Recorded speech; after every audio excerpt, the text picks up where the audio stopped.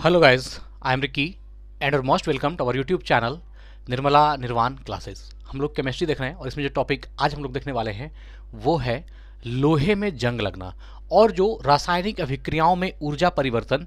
जो चैप्टर हम लोग देख रहे थे यह जो है रासायनिक अभिक्रियाओं में ऊर्जा परिवर्तन का ये अंतिम टॉपिक है। इसके बाद जो है आपका विलयन या सॉल्यूशन जो चैप्टर है वो हम लोग देखेंगे। तो चलिए यहाँ पर जो है लोहे में जंग लगना या रस्टिंग ऑफ आयरन क्या है इसको हम लोग समझते हैं।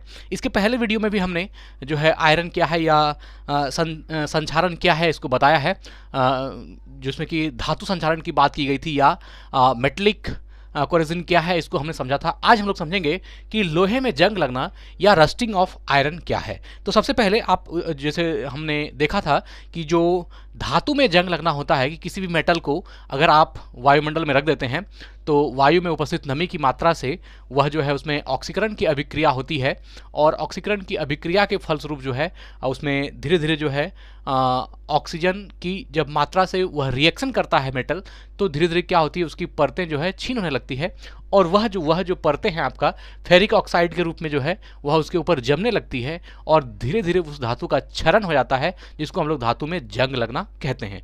आज यही चीज़ जो है सिर्फ लोहा के संदर्भ में है स्पेशल। तो लोहे में जंग लगना या रस्टिंग ऑफ आयरन क्या है। देखिए, लोहे में जंग लगना धातु संक्षारण का एक अच्छा उदाहरण है। लोहे में जंग लगना धातु संक्षारण का एक अच्छा उदाहरण है। हमने इसके पहले वीडियो में मेटल के बारे में चर्चा किया था तो उसमें हमने आपको कहा था कि जो जैसे मान लीजिए कि कोई तांबा होता है, कोई कॉपर की चीज़ें हैं, अगर उसके ऊपर रस्टिंग हो या उस पर जंग लगे या उसका संक्षारण हो तो उसका कलर ग्रीन होता है। और अगर लोहे का संक्षारण हो अर्थात कि लोहे पर अगर जंग लगे तो उसका कलर हल्का जो है भूरा ब्राउन कलर का होता है। तो यहाँ पर चाहे कोई भी मेटल हो, लेकिन अब यहाँ पर बात होता है कि तांबे में जब संक्षारण होती है तो वह ग्रीन कलर का होता है और लोहे में जो होता है तो वो ब्राउन कलर का भूरे रंग की होती है ना। इसका कारण है, लेकिन पहले यहाँ देख लीजिए कि लोहे में जंग लगना धातु संक्षारण का एक अच्छा उदाहरण है। वायु और नमी की उपस्थिति में लौह धातु का संक्षारण होता है। किसमें? वायु और नमी की उपस्थिति में। लौह धातु का संक्षारण किसमें होता है? वायु और नमी की उपस्थिति में। वायु और नमी की उपस्थिति में ही किसी लौह मेटल पर या किसी भी धातु पर जो है सबसे पहले आप कह सकते हैं वह ऑक्सीकरण की प्रतिक्रिया जो है इसी के द्वारा होती है, वायु और नमी की उपस्थिति के कारण, है ना। अगर मान लीजिए वायु शुष्क है तो शुष्क वायु में उतना ज़्यादा असर नहीं है, लेकिन अगर वायु में नमी है तो वह जो है जंग लगने का सबसे मेन कारण है। तो वायु और नमी की उपस्थिति में लौह धातु का संक्षारण होता है ना। लौह धातु का संक्षारण होता है और कह सकते हैं अगर जंग लगने की, इसी में हम जंग लगने की दर की बात करें, जैसे मान लीजिए हम कहते हैं कि जंग लगने की दर, है ना। जंग लगने की दर किस तरह है या कोरेजिन की जो रेट है वह किस तरह है, या कह सकते हैं rate of rusting in iron या लोहे में जंग लगने का या किसी भी धातु में जंग लगने की दर क्या है। तो इसके लिए आपको तीन बातों का ध्यान रखना होगा। एक है नमी का स्तर। पहला होगा कि नमी का स्तर, कि जिस चीज में जिस धातु में जंग लग रहा है उस धातु पर पड़ने वाली नमी का स्तर कैसा है, मतलब किस तरह का नमी, किस स्तर का नमी उसमें लग रहा है। अगर वह ज़्यादा नमी युक्त वायुमंडल में है तो उसमें ज़्यादा जंग लगेगा और वह ज़्यादा जल्दी उसका क्षरण हो जाएगा। तो एक चीज़ हो गया जो आपका नमी का स्तर। और दूसरा जो पॉइंट है आपका वो है एक तरह से कह सकते हैं चूंकि ऑक्सीकरण की अभिक्रिया होती है तो मौजूद ऑक्सीजन की मात्रा। दूसरा है मौजूद ऑक्सीजन की मात्रा, हम O2 लिखते हैं, ऑक्सीजन की मात्रा, क्योंकि जब भी ऑक्सीकरण अभिक्रिया होगी तो यहाँ पर जो है O2 की मात्रा आवश्यक है। तो मौजूद ऑक्सीजन की मात्रा भी इस बात को तय करती है कि किसी भी मेटल में जो जंग लगेगा तो जंग लगने की दर कैसी होगी, है ना। नमी का स्तर, मौजूद ऑक्सीजन की मात्रा और है धातु के एक तरह से कह सकते हैं प्रकार पर, क्योंकि जैसे मान लीजिए कोई धातु आपका प्लेटिनम है तो उस धातु में जंग कम लगता है। जैसे मान लीजिए कोई धातु सोना है तो सोना में भी जंग नहीं लगता है या कम लगता है या ना के बराबर लगता है। तो चूंकि लगता ही नहीं है, मैक्सिमम लगता ही नहीं है, तो यह धातु के प्रकार पर या टाइप्स ऑफ मेटल पर भी डिपेंड करता है कि उसमें जंग की दर कैसी होगी। तो तीसरा हो गया यहाँ पर धातु की प्रकृति पर, कह सकते हैं धातु की प्रकृति पर, मतलब किस धातु की किस स्तर की धातु है, या कह सकते हैं धातु की प्रकृति पर या धातु के प्रकार पर, मतलब कि धातु किस प्रकार की है इस पर भी डिपेंड करेगा कि उसमें नमी कैसे लगेगी। तो जंग लगने की जो दर है, या जंग लगने की, या कह सकते हैं रेट ऑफ रस्टिंग, या आप कह सकते हैं कि संक्षारण की दर किसी भी धातु में कैसी होगी, तो यह तीन चीजों पर डिपेंड करेगी, है ना। नमी के स्तर पर डिपेंड करेगी कि नमी कैसा है, मौजूद ऑक्सीजन की मात्रा पर डिपेंड करेगी किसी भी धातु में जंग लगना, या कह सकते हैं कि जो आपका रस्टिंग है या कोरेजिन जो है या जंग लगना जो होता है वह ऑक्सीजन की मात्रा पर भी, और धातु की प्रकृति पर, कह सकते हैं धातु की प्रकृति पर या धातु के प्रकार पर। अब धातु किस प्रकार की है या धातु कैसी प्रकृति की है उस पर भी डिपेंड करता है। प्लेटिनम हो, सोना हो, तो उसमें लोहे की बनस्पत या कॉपर की बनस्पत कम जंग लगता है या नहीं के बराबर जंग लगता है। चलिए, तो यहां पर ये भी हो गया। वायु और नमी की उपस्थिति में लौह धातु का संक्षारण होता है। वायु और नमी की उपस्थिति में लौह धातु का संक्षारण होता है।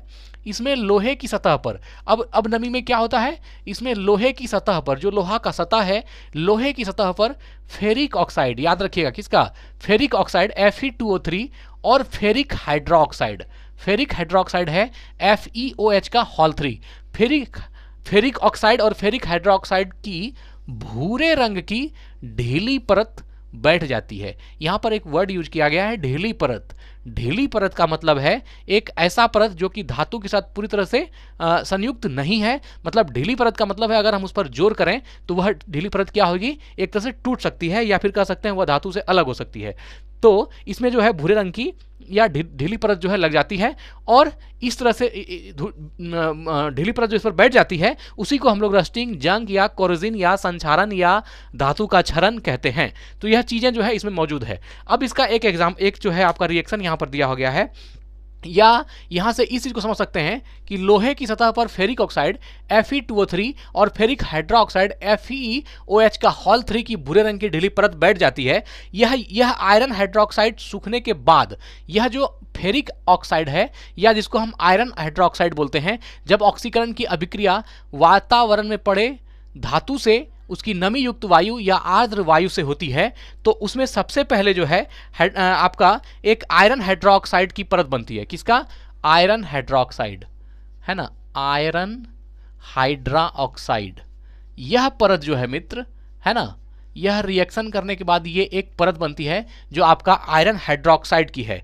और जब आयरन हाइड्रोक्साइड सूख जाती है, आयरन हाइड्रोक्साइड के सूखने के बाद, यह सूखती है और आयरन हाइड्रोक्साइड सूखने के बाद जो है ये फेरिक ऑक्साइड में तब्दील हो जाती है। किसमें बदल जाती है, फेरिक ऑक्साइड में।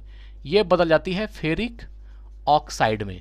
सबसे पहले जो आपका धातु रखा हुआ है नमी युक्त वातावरण में, वह नमी से रिएक्शन करेगी और ऑक्सीकरण या अपकरण की अभिक्रिया के बाद वह आयरन हाइड्रोक्साइड की परत बनाती है। और जब आयरन हाइड्रोक्साइड की परत सूखती है तो यह सूख करके फेरिक ऑक्साइड की परत बन जाती है ना। फेरिक ऑक्साइड फेरिक ऑक्साइड के परत में बदल जाती है, और यह जो फेरिक ऑक्साइड के परत में बदलती है इसी को हम लोग जंग बोलते हैं। क्या बोलते हैं, जंग लगना, या रस्टिंग, या कोरेजिन, या संक्षारण, या धातु में क्षरण। इस फेरिक ऑक्साइड को ही हम लोग बोलते हैं, जो कि FeOH का होल 3 है। तो इसमें लोहे की सतह पर फेरिक ऑक्साइड Fe2O3 और फेरिक हाइड्रोक्साइड FeOH का होल 3 की भूरे रंग की ढीली परत बनती है पहले आयरन हाइड्रोक्साइड। यह आयरन हाइड्रोक्साइड सूखने के बाद फेरिक ऑक्साइड में चेन तब्दील हो जाती है, और इसी फेरिक ऑक्साइड को हम लोग क्या बोलते हैं, जंग बोलते हैं, है ना, जंग कहते हैं। अब देखिए, अगर आपको, अब यहां पर तो जंग लगने की बात हो गई, लेकिन इसी के साथ अगर हम इस संदर्भ में बात कर रहे हैं कि अगर हमको इस लोहे की इस जंग को साफ करनी है तो हमको किसका इस्तेमाल करना होगा, तो इसकी सफाई के लिए जो है आप बोरैक्स पाउडर, किसका इस्तेमाल होता है, बोरैक्स पाउडर।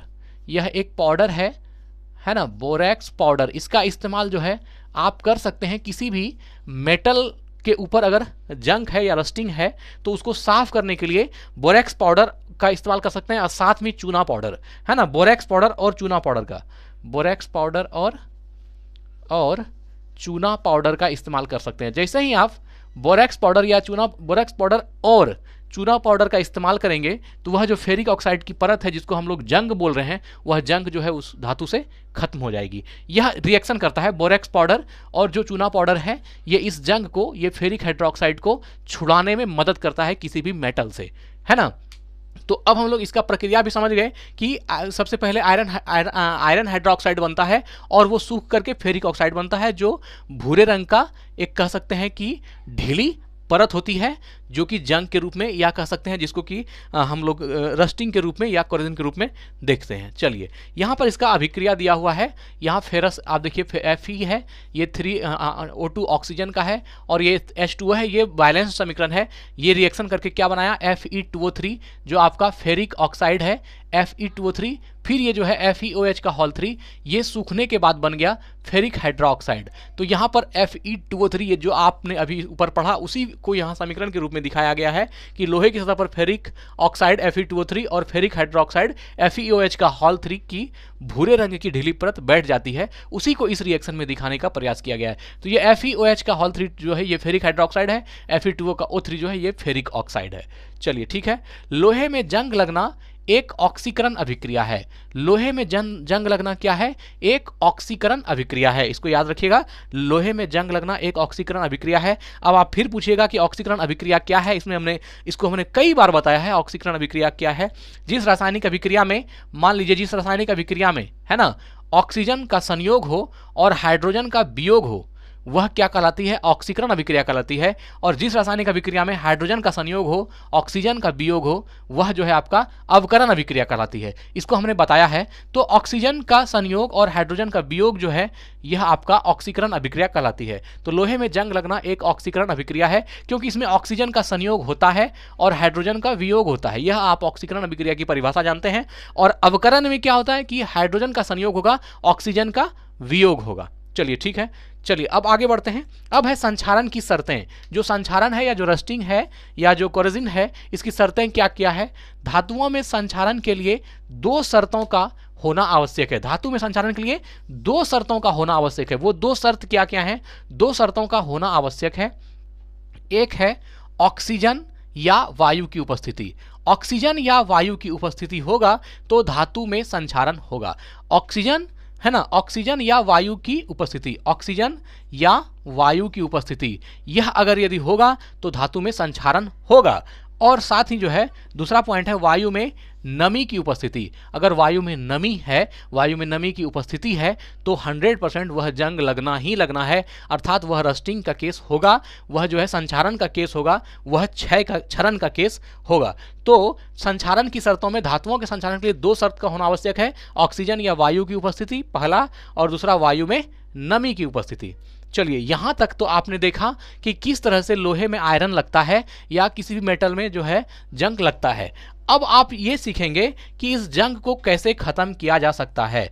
अगर मान लीजिए कोई बहुत इंपॉर्टेंट मेटल है जो फेरस का या आयरन का बना हुआ है, जिसका कि आपको बहुत ज़्यादा इम्पोर्टेंट है, बहुत महत्वपूर्ण है आपके लिए, तो उसके लिए एक तरीका है जिसको गैल्वेनाइजेशन बोलते हैं। अगर आप चाहते हैं कि उसमें जंग ना लगे तो उसके ऊपर यह जो है गैल्वेनीकरण कर दीजिए उसका, अर्थात गैल्वेनाइजेशन कर दीजिए। जो लोहे का मेटल है उसका गैल्वेनाइजेशन कर दीजिए, अर्थात उसका गैल्वेनीकरण कर दीजिए। गैल्वेनीकरण क्या है, गैल्वेनीकरण में लिक्विड जो आप कह सकते हैं जस्ता होता है ना, लिक्विड जस्ते में आप कह सकते हैं कि लिक्विड जस्ते में जो है आपका जो आयरन का मेटल है उसको डुबा दिया जाता है। जब लिक्विड जस्ते में आयरन का मेटल डूबता है तो उस आयरन के मेटल के ऊपर चारों तरफ एक जस्ते की परत बन जाती है, और इस जस्ते की परत को लगना हम लोग क्या बोलते हैं, इसको गैल्वेनीकरण बोलते हैं या गैल्वेनाइजेशन बोलते हैं, है ना। तो लौह धातु पर जिंक धातु की, यही जिंक या जस्ता जो भी बोलिए, लौह धातु पर जिंक धातु की परत बैठाने की क्रिया, है ना, लौह धातु पर जिंक धातु की परत बैठाने की क्रिया को गैल्वेनीकरण कहते हैं। गैल्वेनाइजेशन क्या है या गैल्वेनीकरण क्या है, तो लौह धातु पर जिंक धातु की परत बैठाने की क्रिया को गैल्वेनीकरण कहते हैं, अर्थात गैल्वेनाइजेशन कहते हैं। ऐसा लोहा गैल्वेनीकृत लोहा या गैल्वेनाइज्ड आयरन कहलाता है। ऐसा लोहा क्या कहलाता है, ऐसा लोहा गैल्वेनीकृत लोहा या गैल्वेनाइज्ड आयरन कहलाता है ना। तो गैल्वेनीकरण को ही आप अगर हिंदी भाषा में कहेंगे तो इसको बोलता है यसद लेपन।